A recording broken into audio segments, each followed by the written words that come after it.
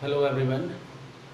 In the previous video, we studied about the effects of temperature and pressure onto the metal. How is its state changes by applying temperature or pressure on it. किस तरीके से matter की state में बदलाव होता है अगर हम उसके पार्टिकल्स के बीच में मौजूद एनर्जी को बढ़ा दें बाय गिविंग हीट और उस एनर्जी को कम कर दें by taking the energy from it, या तो उसके अंदर टेम्परेचर बढ़ा दिया जाए या कम कर दिया जाए या प्रेशर को बढ़ा दिया जाए या प्रेशर को कम कर दिया जाए। तो इनके कम या ज़्यादा करने से किस तरीके से मैटर अपनी स्टेट में लगातार बदलाव लाता रहता है। Now, in this video, we will start our new topic. It is evaporation.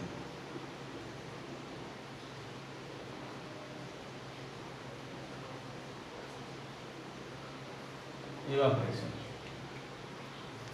It is our new topic. As we studied in the previous videos, that if we increase the temperature and it reaches at a certain limit, after reaching at that limit the liquid start change into gaseous form। जिस तरीके से हम लोग पढ़ चुके हैं कि अगर किसी लिक्विड के टेम्परेचर को एक इतनी लिमिट तक बढ़ाया जाता है कि उस लिमिट पर पहुंचने के बाद वो अपने आप में गैसियस स्टेट में बदलने लगता है, और उसी तरीके से प्रेशर अप्लाई कराने के बाद गैसियस सब्सटेंस लिक्विड फॉर्म में आ जाते हैं, और ज़्यादा प्रेशर अप्लाई करा दिया जाए तो वो लिक्विड सब्सटेंसेस को के सॉलिड सब्सटेंसेस की फॉर्म में भी कन्वर्ट कराया जा सकता है। नाउ इन दोनों के अलावा भी, यानी कि टेम्परेचर और प्रेशर के अलावा भी कई सारे इस तरीके के फैक्टर्स होते हैं जिनके कारण इवेपोरेशन होता है। सब्सटेंस अपनी स्टेट को लगातार चेंज करते रहते हैं। If we see in this state, change of state take place without reaching any certain temperature। इसमें हम ये जानेंगे कि किस तरीके से ज़्यादा टेम्परेचर पर पहुँचे बिना भी सब्सटेंस अपनी स्टेट में बदलाव लेकर आता है। उसके कई सारे एग्जांपल्स हैं। We have many examples for this, like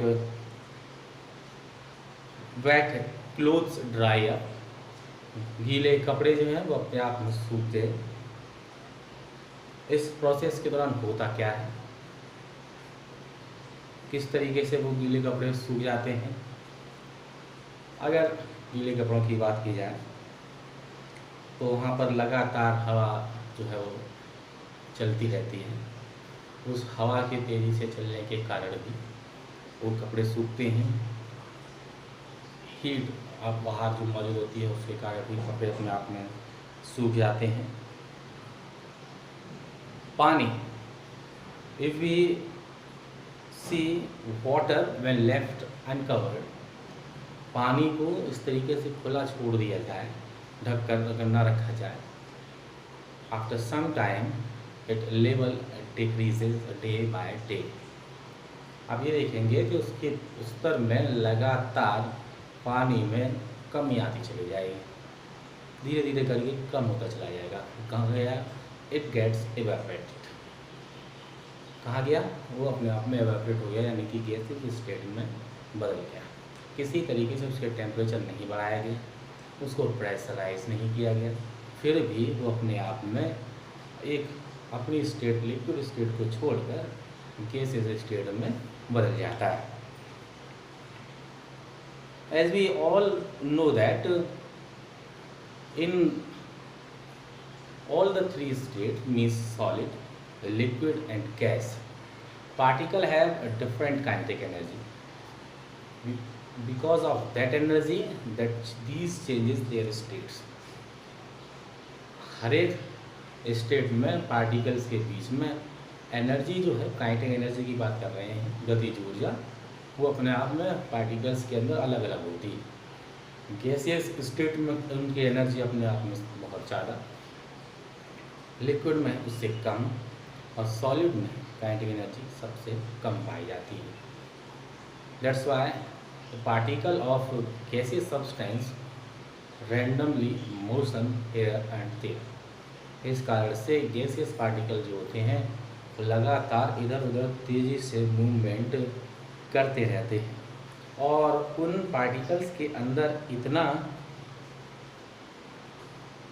force होता है जिसके कारण वो अपने बीच में लगने वाले गैस स्टेट की बात कर रहे हैं कि जब उनके अंदर तेज़ी से काइनेटिक एनर्जी मौजूद होती है तो उसके कारण उसके अंदर इतना फोर्स आता है कि अपने अंदर लगने वाले अट्रैक्शन फोर्स को ओवरकम कर जाते हैं, यानी कि उसको तोड़ देते हैं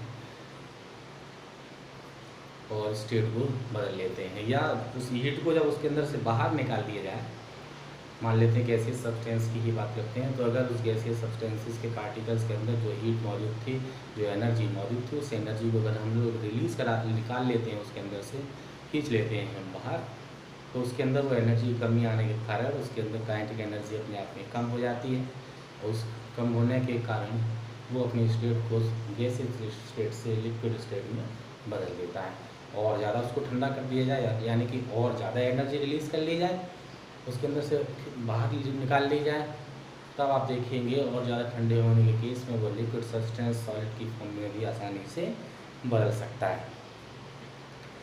तो हम लोग यहाँ बात कर रहे हैं इवेपोरेशन की।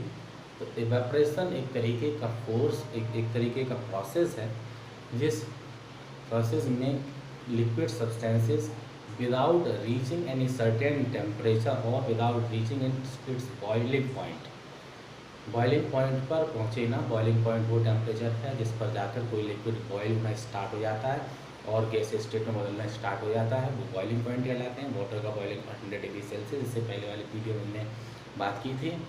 यहाँ पर अगर हम बात करते हैं तो इवेपोरेशन की, तो इवेपोरेशन वो प्रोसेस है जिसके अंदर लिक्विड सब्सटेंसेस बिना अपने बॉइलिंग पॉइंट पर पहुँचे बिना भी अपने आप में अगर गैसेस स्टेट में बदलते हैं तो उस प्रोसेस को इवेपोरेशन प्रोसेस के तौर पर जाना जाता है। जैसे कि पानी फैला हुआ था, उसको किसी तरीके से 100 डिग्री सेल्सियस पर गर्म नहीं किया जाएगा, फिर भी वो अपने आप में उड़ जाता है, यानी गैसेस स्टेट में बदल जाता है। That is called the evaporation process.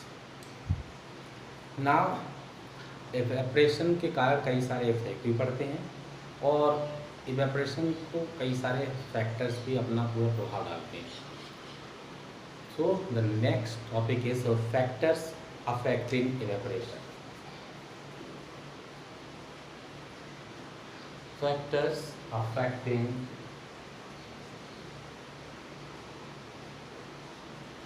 evaporation.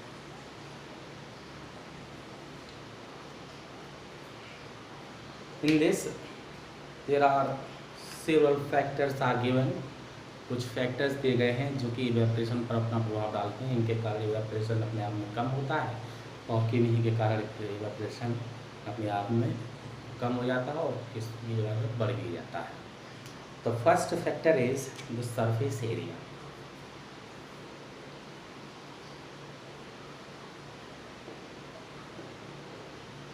Surface area, first is surface area. If we are talking about surface area, if we increase the surface area, then the evaporation increases. Or decrease the surface area, evaporation decreases. Example है इसके लिए, example की बात करें, take a bowl and a plate. एक कटोरी या बोल छोटा सा ले लें, उसके अंदर पानी भरें, और एक प्लेट लें, उसके अंदर पानी भरें। If we see the surface area of both the vessels, surface area of the plate is higher. Plate का जो सरफेस एरिया है वो अपने आप में ज़्यादा होगा, बोल का सरफेस एरिया अपने आप में कम होगा। Fill it with the water and left uncovered for some time. उसको पानी से भर दें बिना ढके, उसको कुछ समय तक ऐसे ही छोड़ दें। You see after some time water which is in the plate, its level decreases faster than the water level of the bowl. यानी कि प्लेट में रखे हुए पानी का स्तर लगातार धीरे धीरे करके कम होता चला जाएगा, लेवल कम होता चला जाएगा कटोरी वाले पानी के कंपैरिजन में, क्योंकि उसका सरफेस एरिया ज़्यादा था। तो ज़्यादा सरफेस एरिया के मौजूद होने के कारण ज़्यादा से ज़्यादा वाटर मॉलिक्यूल जो है वो एक तरीके से एयर और टेम्परेचर के कांटेक्ट में आते हैं, हीट के कांटेक्ट में आते हैं, जिसको वो एनर्जी लेने के बाद वो वहाँ से तेज़ी से इवेपोरेट हो जाते हैं। और वहीं पर जो बोल में रखा हुआ था तो उसके अंदर कम वाटर मॉलिक्यूल्स उस हीट के कांटेक्ट में आ रहे हैं, उस एयर के कांटेक्ट में आ रहे हैं, जिससे कि वो कम इवेपोरेट हो पा रहे हैं। इसलिए सरफेस एरिया जिसका ज़्यादा होता है उसके अंदर इवेपोरेशन ज़्यादा, और सरफेस एरिया जिसके अंदर कम होगा वहाँ पर इवेपोरेशन भी अपने आप में कम होता है। Now the next thing is an increase of temperature. An increase of temperature. Temperature बढ़ाने से एवेपोरेशन अपने आप में बढ़ जाता है, और टेम्परेचर कम करने से एवेपोरेशन कम हो जाता है। जितना ज़्यादा एनर्जी दी जाएगी, यानी कि जितना ज़्यादा हीट करेंगे किसी लिक्विड को, तो उस लिक्विड के पार्टिकल्स को उतनी ही ज़्यादा एनर्जी मिलेगी। जितनी ज़्यादा एनर्जी मिलेगी तो उन पार्टिकल से बीच वाले लगने वाले फोर्स को तोड़ने में वो एनर्जी उतनी ही ज़्यादा सहायक होगी, हेल्प करेगी, और जल्द से जल्द उस फोर्स को तोड़ने के बाद वो पार्टिकल्स एक दूसरे से काफ़ी दूर हो जाते हैं, जिसके कारण वो लिक्विड गैसेस स्टेट में बदल जाता है। यानी कि टेम्परेचर को बढ़ाएंगे तो एवेपोरेशन बढ़ जाता है, और अगर टेम्परेचर को कम कर देंगे, ठंडा कर देंगे किसी चीज़ को, तो उसके अंदर एवेपोरेशन अपने आप में कम हो जाता है। Next thing is decrease in humidity. Decrease in humidity कहने का मतलब क्या है कि ह्यूमिडिटी को अगर कम करेंगे तो एवेपोरेशन बढ़ेगा, और अगर ये एक दूसरे के रेसिप्रोकल है, humidity is inversely proportional to the evaporation, या evaporation is inversely proportional to humidity, इस तरीके से पढ़ाया जा सकता है। ह्यूमिडिटी जितनी कम होगी एवेपोरेशन उतना ज़्यादा। ह्यूमिडिटी अगर बढ़ जाती है तो एवेपोरेशन अपने आप में कम हो जाता है। Now next thing is the increase in wind speed. Increase in wind speed means हवा जितनी तेज़ी से चलेगी, पहला, दूसरा और चौथा, ये अपने आप में डायरेक्टली प्रोपोर्शनल है एवेपोरेशन के। यानी कि पहले, दूसरे, चौथे में से अगर किसी को भी बढ़ाएंगे तो एवेपोरेशन बढ़ेगा, और किसी को भी घटाएंगे तो एवेपोरेशन कम होगा। वहीं पर तीसरा जो बात कर रहे थे ह्यूमिडिटी की, वो केवल इनडायरेक्टली प्रोपोर्शनल है, क्योंकि ह्यूमिडिटी को कम करने से एवेपोरेशन बढ़ेगा, कम करने से बढ़ेगा, और ह्यूमिडिटी को बढ़ाएंगे तो एवेपोरेशन कम हो जाएगा। बाकी अगर यहाँ हवा की बात करते हैं तो जितनी तेज़ी से चलेंगे विंड स्पीड, हवाएं की स्पीड जितनी ज़्यादा होगी एवेपोरेशन उतना ज़्यादा, और हवाएं अपने आप में धीमी चलेंगी तो एवेपोरेशन उतना ही कम होगा। कपड़ा को भिगो के बाहर अगर डाल दें, हवाएं तेज़ी से चल रही होंगी तो वो जल्द सूख जाएंगे, और वहीं पर अगर स्लो चल रही होंगी तो उसको सूखने में उतना ही ज़्यादा समय लगता है। So these are some factors on which the rate of evaporation depend. ये वो फैक्टर्स हैं जिन पर एवेपोरेशन का जो रेट है वो डिपेंड करता है कि कब बढ़ेगा, कब घटेगा। Now some more topics are given how does evaporation causes cooling. Evaporation होगा तो एवेपोरेशन के होने के कारण ठंडा क्यों हो जाता है, क्यों हो जाता है, इसके बारे में अगर जानें तो बात कर सकते हैं। इन एन ओपन वेसल, अगर कोई वेसल कोई बर्तन जो अपने आप में खुला हुआ है, from that liquid keeps on evaporating, पानी जो है उसके अंदर भरा हुआ कोई सा भी लिक्विड भरा हुआ है तो लगातार वो अपने आप में एवेपोरेट होता रहता है by taking heat energy from the surrounding. उसके चारों तरफ जो भी एनर्जी मौजूद होती है, उसकी बात करें हीट एनर्जी है उसके अगर चारों तरफ, तो वो हीट एनर्जी को लगातार उसके अंदर से लेता रहता है और उस लेने के बाद उसको वाटर मॉलिक्यूल्स लगातार उसके अंदर से एवेपोरेट होते रहते हैं।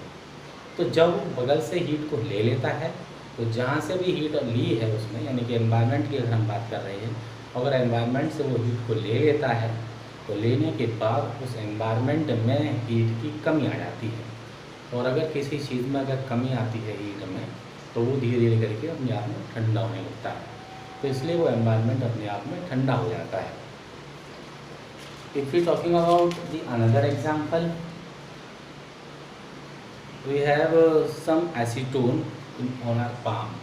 हथेली पर एसीटोन रख लें, नेल पॉलिश को रिमूवर के तौर, नेल पॉलिश रिमूवर के नाम से भी जाना जाता है ये। तो उसको जैसे ही नेल्स के ऊपर लगाया जाता है या हथेली के ऊपर लगाया जाता है तो ठंडा महसूस होता है।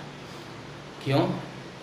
क्योंकि जब उसको हथेली पर या नेल्स पर लगाते हैं तो वो हमारे अंदर की हीट को एब्सॉर्ब करने लगता है, अपने अंदर खींचने लगता है, जिसको लेने के बाद वो जब हमारे अंदर से उस हीट एनर्जी को लेता है तो उसको लेने के बाद वो एवेपोरेट हो जाता है, उड़ जाता है कुछ समय के बाद। लेकिन जब वो एनर्जी हमारे अंदर से खींच लेता है तो उसको खींचने के बाद हमारे अंदर एनर्जी की कमी आने लगती है। और अगर मान लेते हैं कि टेम्परेचर अगर 37 डिग्री सेल्सियस था और कुछ टेम्परेचर उसने बाहर खींच लिया, तो अगर पहले जो था उसमें अगर कुछ कमी आती तो वो धीरे धीरे कम होगा, तो 37 से नीचे अगर चल जाएगा 36, 35 ऐसे कुछ अगर टेम्परेचर चलता चला जाता है, यानी सीधी बात यह है कि टेम्परेचर में अगर कमी आती है तो अपने आप में ठंडा महसूस होने लगता है। इसीलिए कहते हैं कि एवापोरेशन के कारण कूलिंग भी होती है। कॉटन क्लोथ्स की बात करते हैं हम लोग, इसके गर्मियों के समय में कॉटन क्लोथ्स का इस्तेमाल ज़्यादा किया जाता है। Why? Because these are the good absorber of sweat. Absorber हैं अच्छे, पसीने को अच्छी तरीके से सोख लेते हैं और सोखने के बाद हमारे शरीर के अंदर से हीट को लगातार लेते हैं और उसको एब्जॉर्ब करते रहते हैं, और उसको लेने के बाद जब हीट को वो हमारे अंदर से खींचते हैं तो शरीर को ठंडा महसूस होता है। इसलिए गर्मियों के समय में कॉटन क्लोथ्स का इस्तेमाल ही, सूती वस्त्रों का इस्तेमाल ही वहाँ पर ज़्यादा किया जाता है। और ऐसे कई सारे एग्जाम्पल्स हैं, इन सभी के बारे में आप पढ़ लेंगे। इस वीडियो में हमारा ये चैप्टर यहाँ पर ख़त्म हो जाता है। ख़त्म होने से पहले और बताऊँ आपको एक चीज़ कि इस चैप्टर में हमने पढ़ी थी कि 3 स्टेट होती हैं मैटर की, लेकिन चैप्टर ख़त्म होते होते लास्ट में 2 स्टेट्स और आपको बताई गई हैं। The 4th state of the matter is the plasma, the 5th state of the matter is balls-Einstein condensate. In 5 states के बारे में आप पढ़ाई की जाती है, तो हम लोग इस चैप्टर के अंदर 3 ही जानेंगे, बाकी की स्टेट्स के बारे में हाई क्लासेस के अंदर और ज़्यादा जानकारी आपको मिल जाएगी। एक्सरसाइजेज हैं इसके अंदर, कुछ क्वेश्चन आंसर हैं, उनको करेंगे और हम भी कराने की कोशिश करेंगे, आप भी करेंगे, और अगले चैप्टर की ओर एक्सरसाइज को खत्म करने के बाद बढ़ेंगे।